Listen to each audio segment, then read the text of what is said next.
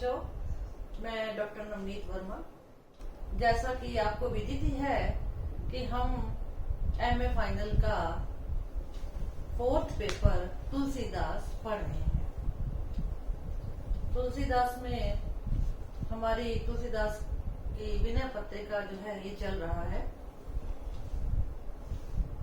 आज हम एक नए टॉपिक के साथ पढ़ेंगे विनय पत्रिका की भाषा शैली।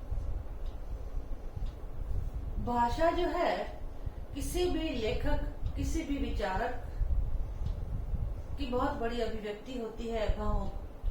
भावों को अभिव्यक्त करने का सबसे बड़ा साधन भाषा है।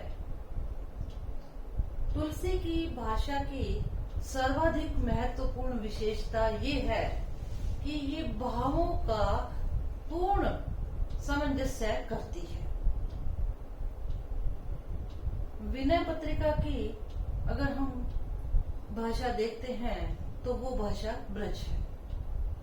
सामान्यतः तुलसी ने अन्य अपने ग्रंथों में अवधी भाषा का प्रयोग किया था। भाषा में वो बड़े पारंगत थे। भाषा में नए नए शब्दों का उनको ज्ञान था।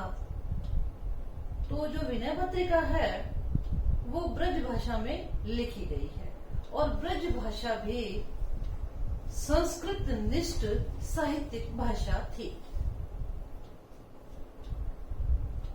एक कवि या लेखक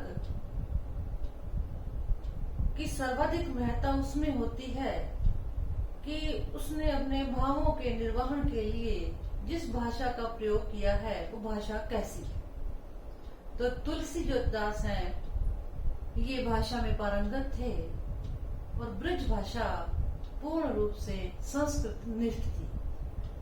उनकी विनय पत्रिका की भाषा शैली की अगर हम विशेषताएं देखते हैं तो जो मुख्य बिंदु हमारे सामने आते हैं उस पे हम नजर डालें तो शब्द ज्ञान पहला बिंदु है जिसकी विस्तार से हम चर्चा करेंगे। शब्द ज्ञान के अंतर्गत हम शब्द देखेंगे कि उन्हें तद्भव, तत्सम शब्दों का प्रयोग किया था और भी बहुल्य था शब्दों का। नंबर 2 पे हम लेंगे वाक्य पटुता। वाक्य उन्होंने कैसे सुंदर बनाए, किस तरह से रोचक बनाया गया वाक्यों को, ये हम देखेंगे। तीसरे नंबर पर है शब्द स्थापन, शब्द की स्थापना करी है। चौथे नंबर पर है अर्थ गौरव और 5वें पे उक्ति वैचित्र्य। अगला है छठा कहावतों तथा मुहावरों का प्रयोग। उन्होंने अपनी इस विनय पत्रिका में अपनी बात को बहुत अधिक स्पष्ट रूप से रखने के लिए बहुत सारी कहावतों और मुहावरों का प्रयोग भी किया है। अगला है उदाहरणों एवं उपमानों की अधिकता।